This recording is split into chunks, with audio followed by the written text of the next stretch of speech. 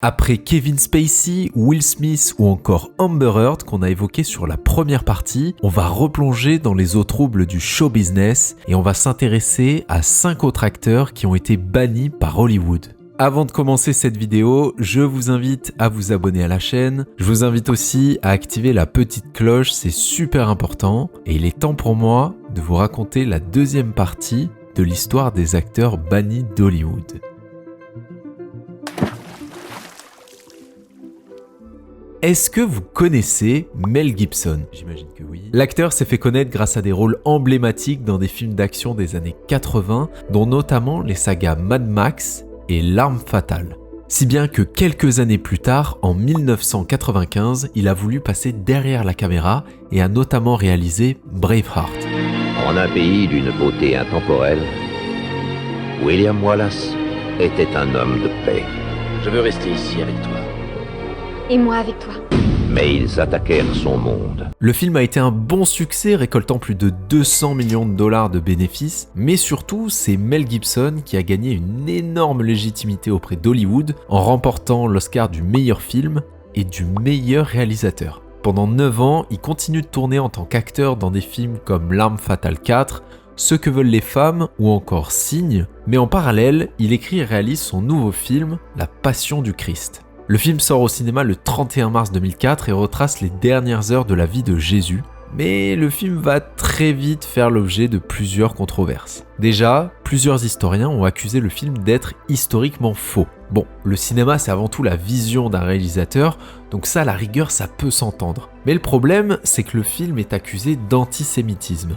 L'Anti-Defamation League, une association qui combat contre toute forme d'antisémitisme, accuse le film de perpétuer le stéréotype du peuple déicide, c'est-à-dire le fait de représenter les juifs comme les principaux responsables de la mort de Jésus. Certaines critiques ont même comparé le film à la propagande allemande de la Seconde Guerre mondiale en termes d'antisémitisme. Et dernier problème, beaucoup considèrent que le film est trop violent, notamment dans la scène de crucifixion, et qualifient le film de gore ou film de torture. Pour vous dire, le film est tellement controversé qu'en 2006, le magazine Entertainment Weekly a désigné La Passion du Christ comme étant le film le plus controversé de tous les temps. Rien que ça. Est-ce que ça suffit à enterrer la carrière de Mel Gibson? Non, c'est clairement pas le seul film qui a eu des controverses, et surtout le film a explosé au box-office avec plus de 600 millions de dollars de recettes. Mais 2 ans plus tard, en 2006, Gibson revient au cinéma en tant que réalisateur avec le film Apocalypto. Le film raconte l'histoire de Pat de Jaguar, un chasseur maya qui doit se battre pour sa survie dans une cité maya en déclin avant l'arrivée des conquistadors espagnols. Bon, et du coup, c'est quoi le problème avec ce film? Je vous laisse deviner, il a aussi eu droit à ses controverses. Déjà, le film a été critiqué car il montrait une description violente de la société maya, et certains ont accusé le film de montrer les mayas comme des sauvages. Côté stéréotype, les scènes représentant des mayas avec des piercings à l'os sont aussi critiquées, et on a même le représentant officiel contre le racisme au Guatemala qui a déclaré que le film était raciste et contribuait à la diabolisation de la culture indigène. Et face à ces critiques, Mel Gibson y réagit pas toujours bien, notamment quand une professeure d'université remettait en question sa vision des Mayas, et lui a juste répondu « Je pense que vous êtes une putain de fauteuse de troubles, alors allez vous faire foutre ». En 2006, ça va être le vrai début des problèmes pour Gibson. Le 1er août, il se fait arrêter au volant de sa voiture en Californie pour conduite en état d'ivresse, et quand il est escorté au commissariat, il prononce alors des propos antisémites qui vont être publiés dans la presse. Et c'est loin d'être la seule intervention problématique qu'il va dire dans sa carrière. En 2010, l'actrice Winona Ryder a révélé que lors d'une soirée, Gibson lui aurait posé une question bien antisémite, et qu'il aurait demandé à un ami homosexuel de Winona Ryder qui l'accompagnait à la soirée une remarque bien homophobe. Ouais, antisémitisme et homophobie, ça Hollywood aime pas trop. La même année, son ex-femme Oksana Grigorieva porte plainte pour violence conjugale et affirme qu'il l'a frappée à de nombreuses reprises jusqu'à lui avoir cassé une dent. Pour assurer sa défense, Oksana l'avait secrètement enregistré lors de plusieurs appels où Gibson aurait prononcé des propos vulgaires et racistes la concernant. Pour pas rendre tout ça public, l'acteur avait quand même proposé 15 millions de dollars à son ex-femme pour ne pas partager ses enregistrements, mais elle a refusé. Résultat, les enregistrements ont été publiés et ont apporté une nouvelle pierre à la chute de sa carrière. Je m'arrête 10 secondes dans la vidéo pour vous rappeler que si vous ou quelqu'un que vous connaissez subit des violences conjugales, vous pouvez appeler le 3919. C'est un numéro gratuit et anonyme disponible 24 heures sur 24 et 7 jours sur 7 qui pourra vous aider. Bon, concernant Mel Gibson, je vais pas vous citer toutes ces remarques qui ont été répertoriées au fil des années, mais ça va se ressentir sur sa carrière puisqu'il n'a joué dans aucun film entre 2004 et 2010 et son retour est très timide puisqu'il a joué que dans 6 films entre 2010 et 2016 comme Expendables 3 ou Machete Kills. Bon, après on parle pas d'un bannissement total d'Hollywood puisque le 9 novembre 2016, il revient au cinéma en tant que réalisateur avec le film Tu ne tueras point. Restez ici pendant que les autres se battent pour moi. Pendant que les autres vont prendre des vies, moi je vais en sauver. Ça va être ma façon de servir. Voici un petit cadeau du gouvernement des États-Unis. Il a été conçu pour éradiquer l'ennemi. Désolé sergent, je touche pas aux armes. Le film a un joli succès commercial avec 175 millions de dollars de recettes, mais surtout, il est nommé aux Oscars dans 6 catégories, dont meilleur réalisateur. Bon, mauvaise année puisqu'en face on avait Damien Chazelle pour le film La La Land. Désolé Mel, t'avais aucune chance. Le film a clairement contribué à redorer son blason puisque depuis 2016, il joue quelques rôles par-ci par-là, comme dans Very Bad Dads 2 ou Boss Level, mais on est très loin de la grandeur d'un Mad Max ou Braveheart. Alors, est-ce que Mel Gibson a été totalement banni par Hollywood ? Pas vraiment. Mais est-ce qu'il a payé le prix de ses propos et de ses actes ? Ça, clairement, oui. Sa carrière sera probablement plus jamais la même, et on pourrait croire qu'un Oscar ou un succès au box-office, ça protège à vie, mais à Hollywood, le talent, ça suffit pas. Et parfois, plus on monte haut, et plus la chute fait mal. Et ça a été notamment le cas de l'acteur Shia LaBeouf. Alors, Shia LaBeouf, ou Shia LaBeouf en bon français, il commence sa carrière très jeune et devient rapidement une des étoiles montantes d'Hollywood. Entre 2007 et 2011, il tourne dans les 3 premiers volets de Transformers, ce qui le propulse au rang de superstar. Il joue aussi dans le film Paranoïaque, produit par Steven Spielberg, qui le fait à nouveau jouer en 2008 dans Indiana Jones et le Royaume du Crâne de Cristal avec Harrison Ford. Bref, l'acteur est partout. Mais très vite, il devient plus connu pour ses folies que pour ses films. En 2008, il est arrêté pour conduite en état d'ivresse et son permis de conduire est suspendu pendant 1 an pour avoir refusé de passer l'alcotest. En 2011, il est impliqué dans une bagarre de bar et ça continue, arrestation, comportement instable, insulte envers la police, il devient petit à petit ingérable. Mais l'événement qui va vraiment faire basculer sa carrière, c'est en 2014. Il présente un court-métrage à un festival, mais il est accusé de plagiat. Et là, Shia, il part en cacahuète. Il commence à apparaître en public avec un sac en papier sur la tête, sur lequel il est écrit « I'm not famous anymore ». Il enchaîne ensuite les performances artistiques étranges, genre rester enfermé dans un cinéma pendant 3 jours à regarder tous ses films, rester enfermé 24 heures dans un ascenseur pour parler aux gens, ou encore faire 7 vidéos. Do it! Just do it! En 2017, une autre performance a bien marqué Internet. Alors que Donald Trump vient d'être élu président des États-Unis, Shia lance un projet artistique intitulé He Will Not Divide Us. Le principe est simple, une caméra est installée devant un musée de New York où chacun peut venir face à l'objectif et répéter la phrase He Will Not Divide Us. Et tout ça en live pendant les 4 ans du mandat. Mais très vite, ça dégénère. Des trolls, des militants d'extrême droite et même des suprémacistes viennent perturber la diffusion. Shia, ça lui fait pas plaisir, donc ça part en bagarre et résultat, il se fait arrêter et le musée coupe la caméra. Alors, il relance le projet sous une autre forme, un simple drapeau blanc marqué He Will Not Divide Us, filmé en live dans un lieu tenu secret. Plus de public, juste le symbole. Mais ça évidemment, ça suffit pas à calmer les trolls. Ceux du forum en ligne 4chan se lancent dans une véritable capture de drapeau, et grâce à des détails comme la position des étoiles, les bruits ambiants qu'on entend sur le stream, ou encore les avions passant dans le ciel, ils parviennent à localiser le drapeau en pleine campagne dans le Tennessee. Et pour troller Shia, ils sont venus sur place pour l'enlever et le remplacer par des drapeaux pro-Trump ou des symboles provocateurs. Shia tente de réinstaller le drapeau ailleurs, dans des endroits toujours plus secrets, mais à chaque fois, ils finissent par le retrouver. Ce projet, ça devient un jeu du chat et de la souris à l'échelle mondiale, ce qui va pas beaucoup aider la carrière de Shia.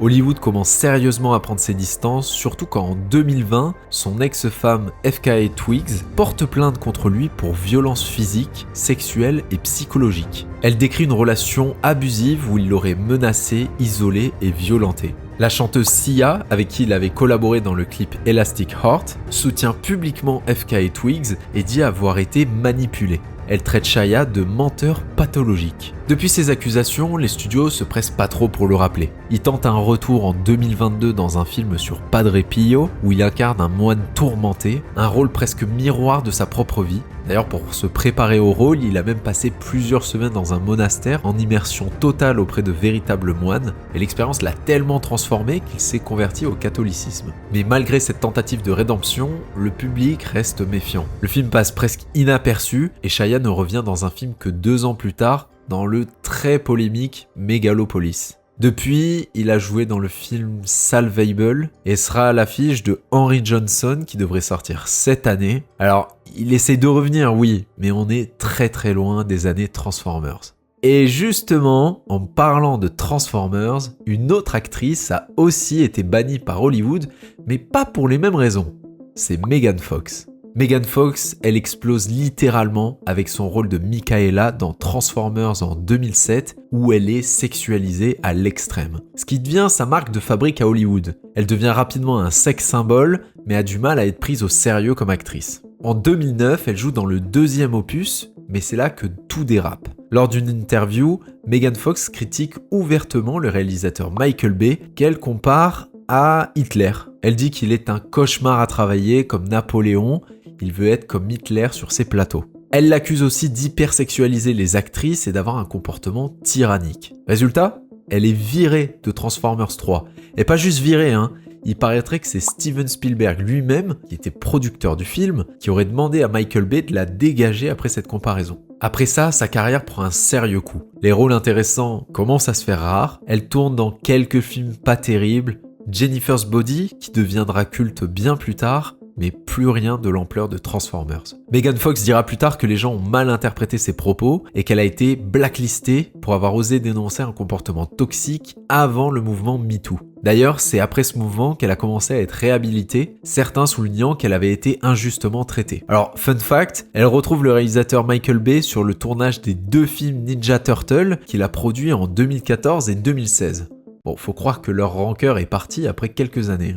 Depuis 2020, elle tente un retour médiatique, notamment grâce à son couple très exposé avec le rappeur Machine Gun Kelly, qu'elle rencontre sur le tournage du film Midnight in the Switchgrass. Leur relation explose dans les médias. Le couple fait des apparitions très remarquées sur les tapis rouges, ils ont des déclarations passionnées sur Instagram, des tatouages assortis, et dans les interviews, ils décrivent leur amour comme magnétique, karmique, et destructeurs. Ils vont jusqu'à parler de rituels spirituels et disent avoir bu le sang de l'un et l'autre à des fins symboliques. Et ça alimente d'autant plus la fascination du public jusqu'à leur séparation fin 2024. Le couple est quand même devenu un phénomène people qui a remis Megan Fox au centre de l'attention, mais pas pour son travail de comédienne. Ces dernières années, elle a joué dans des films plus confidentiels, loin des blockbusters, dans des genres qui lui permettent d'explorer d'autres facettes d'elle-même.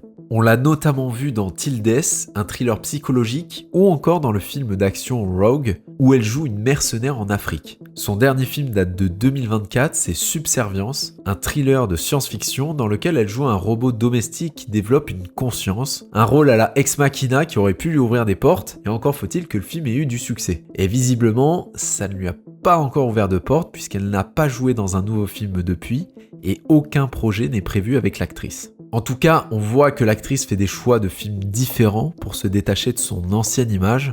Bon, pas toujours, hein, les rôles de sex symbole, ça paye encore. Alors ok, Megan Fox et Machine Gun Kelly ont choqué un peu tout le monde avec leurs histoires de sang, mais au fond, c'était plus de la mise en scène qu'autre chose. Par contre, ce dont on va parler maintenant, c'est plus vraiment de la provocation. C'est glauque, c'est dérangeant, ça a littéralement mis fin à une carrière en quelques semaines. On va parler d'Armie Hammer.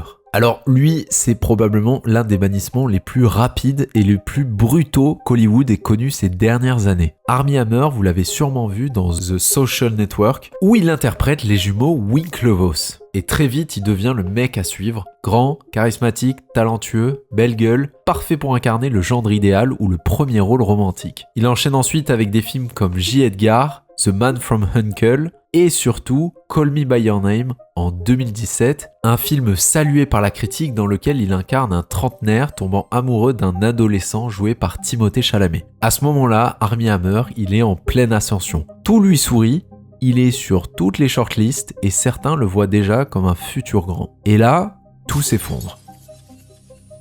En 2021, des captures d'écran commencent à circuler sur les réseaux sociaux. Des messages privés supposément envoyés par Armie Hammer à plusieurs femmes. Et là, c'est pas juste des sextos gênants. On parle de fantasmes cannibales, de domination sexuelle extrême, de manipulation psychologique. Et il aurait dit, je cite, « J'ai envie de te couper un orteil pour le garder dans ma poche » ou encore « Je suis à 100% cannibale ». Alors au départ, tout le monde pense que c'est un canular.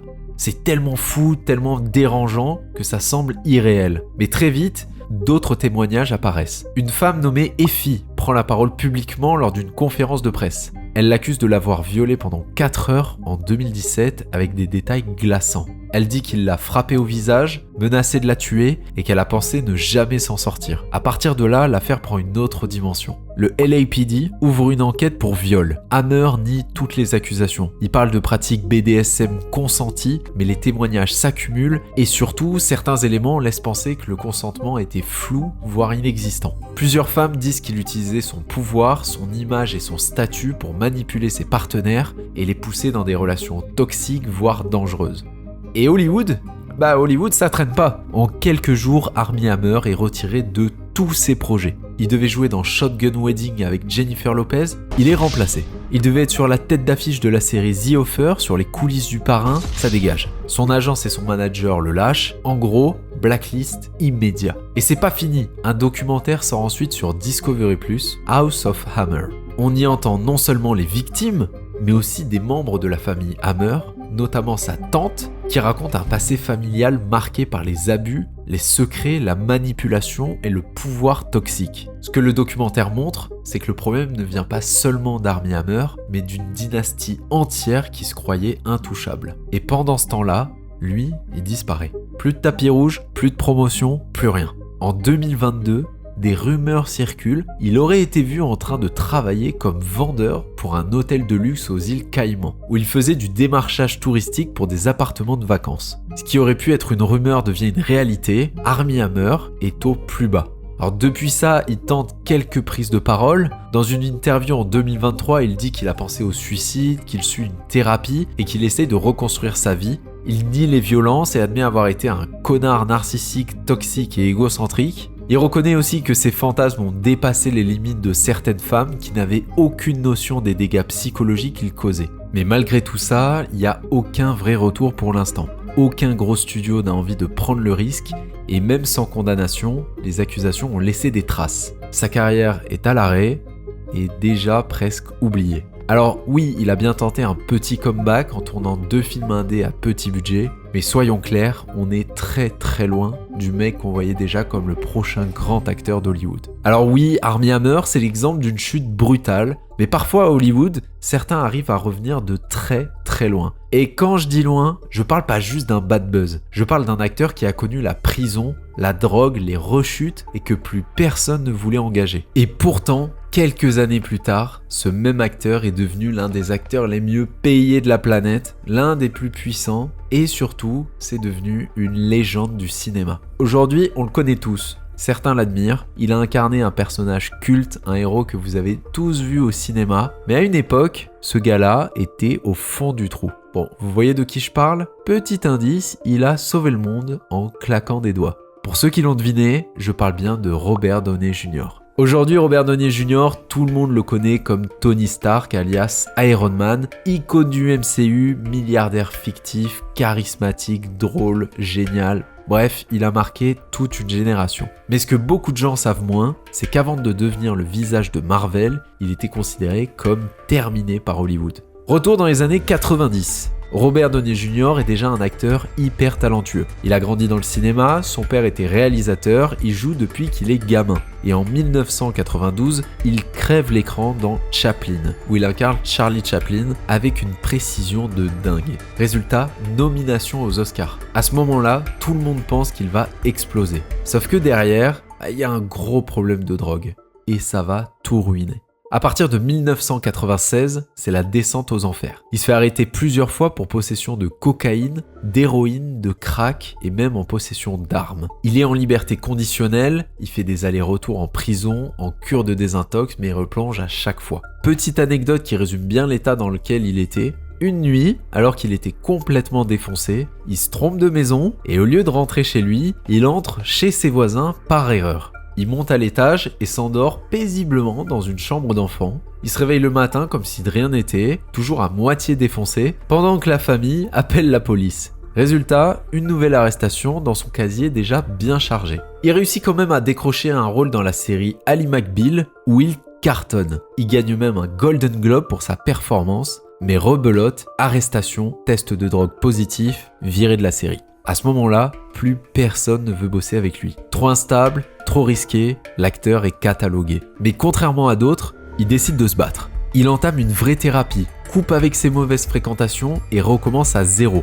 Il fait des petits rôles dans des films indés, joue dans Kiss Kiss Bang Bang de Shane Black, un film qui passe un peu inaperçu à sa sortie, mais qui marque son retour artistique. Et en 2007, le vrai tournant. Jon Favreau, le futur réalisateur d'Iron Man, le veut pour incarner Tony Stark. Et là, les studios sont en panique. Quoi, Robert Downey Jr., le mec qui sort de prison, impossible. Mais Jon Favreau, il insiste. Il dit qu'il voit en lui Tony Stark, un génie borderline, sûr de lui en façade, mais brisé de l'intérieur. Et franchement, difficile de faire plus parfait comme casting. Robert Downey Jr. passe un screen test et il explose tout. Il décroche le rôle et le 2 mai 2008, Iron Man sort au cinéma et c'est un énorme carton. Ouais, je vole. On a là le lancement de l'univers cinématographique Marvel et le début d'un comeback légendaire. À partir de là, Robert Downey Jr. devient le visage du MCU pendant plus de 10 ans. Il enchaîne les succès planétaires et devient l'un des acteurs les mieux payés au monde et aussi un symbole de renaissance. Mais il s'arrête pas là. En 2023, il prouve que son talent va bien au-delà des films de super-héros. Il joue Lewis Strauss dans Oppenheimer de Christopher Nolan et sa performance est saluée par toute la critique. Il gagne le Golden Globe, le BAFTA, le SAG Award et surtout l'Oscar du meilleur acteur dans un second rôle. Un Oscar presque 30 ans après sa première nomination. La boucle est bouclée. Robert Downey Jr., c'est la preuve vivante qu'à Hollywood, la rédemption existe vraiment. Mais il faut du talent, de l'humilité et une vraie volonté de changer. Et lui, il a tout coché.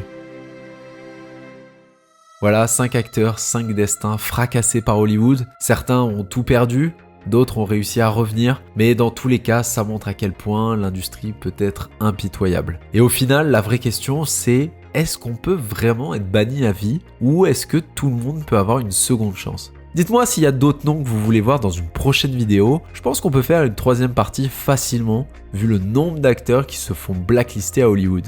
Merci d'avoir regardé la vidéo, abonnez-vous et on se retrouve très vite sur YouTube.